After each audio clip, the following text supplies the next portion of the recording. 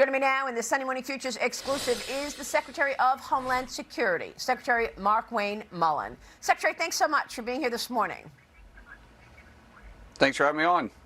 And I want to begin really with an impact from the Iran war and what you've seen on the northern border, sir, because I know that the northern border has become even more challenging than the southern border was in Texas so long ago. What can you tell us about what's happening on the northern border right now? Well, first of all, President Trump made this very clear that we were negotiating a deal with Iran where they would never be a threat to the United States again by being the world sponsor of terror, because we know that they are an actor that can't be trusted underneath the regime that the president took out. But what we've seen happen on our northern border, because of the amount of pressure President Trump has put on Iran with the peace through strength, is we've seen an unusually amount of Iranian nationals trying to sneak in through our northern, not southern border, because President Trump's policies have closed the southern border.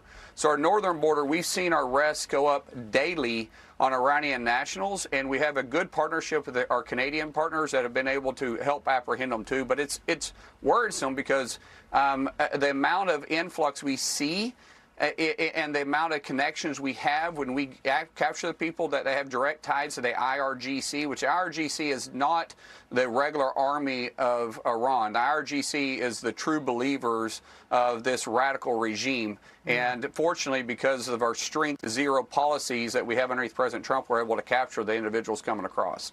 So do we know if those people trying to come through the U.S.'s northern border are being directed by the IRGC, or are they people fleeing from Iran? Most of the individuals have ties to directly to the IRGC. Wow. Listen, it's hard to get out of the country of Iran unless you have a path to do so. We're also seeing this with the games they're playing with FIFA. You know, we're still hosting the World Cup, and Iran has a team that's playing. And in fact, the team is playing today in L.A. Most teams travel with around 120 people. That's their support staff, doctors, coaches, everybody else that comes along with them and their delegation. We accepted 53 individuals coming in. The rest of the individuals that Iran had tried to bring in also had direct ties to the RRGC and aren't their normal traveling group. So these games that Iran plays is unfortunately makes them an adversary that you can't trust, and no one knows that better than President Trump, which is why the President Trump has been very hard set on the fact that we're not leaving anything for your word. Everything that we do will be verified and not assumed. Yeah, well, that's pretty incredible that they're even playing games around the World Cup FIFA game that's playing today in L.A., Iran's team. Do you believe that there are people tied to the IRGC traveling with the Iran team that's playing in the World Cup today? No, absolutely not. President Trump and I spoke about this just yesterday. The president of FIFA, Johnny, and I have had multiple conversations. They tried to get somebody in yesterday that they were calling. He was supposed to be the president of the the soccer federation.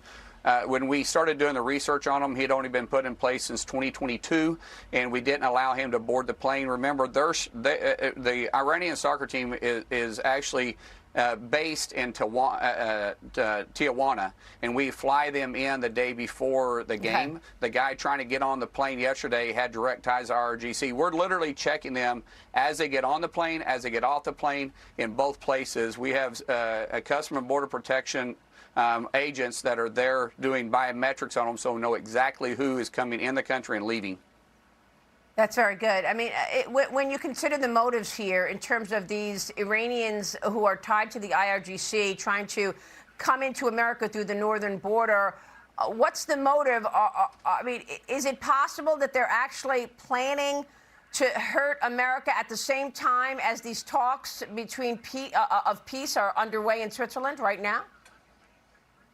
Yeah, and yes, I do actually believe that. But let's keep things separate. The Iranian people are good people that we want to have a relationship with.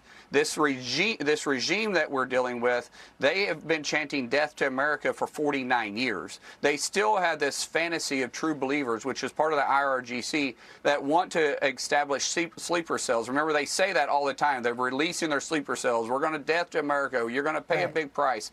And they would love to activate that. And thank God we have President Trump in office right now, because without President Trump's leadership, I do feel like they would have tried to activate it. But because he believes in law enforcement, because he believes in allowing people to do their job, he believes in Department of Homeland, unlike some of these extreme Democrats. He allows Kash Patel to lead the FBI and the DOJ to go out and do their job.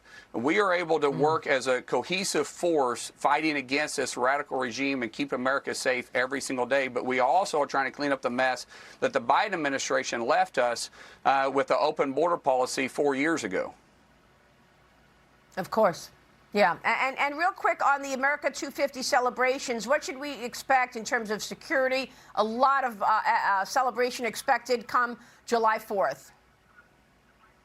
Well, President Trump no one can throw a party like President Trump. And we're going to see the world record of fireworks being shot off. We're going to see every state highlighted all over the National Mall with highlighting what their state brings and the greatness the last 250 years have brought to America. As far as DHS, we're working with our partners, local and state police.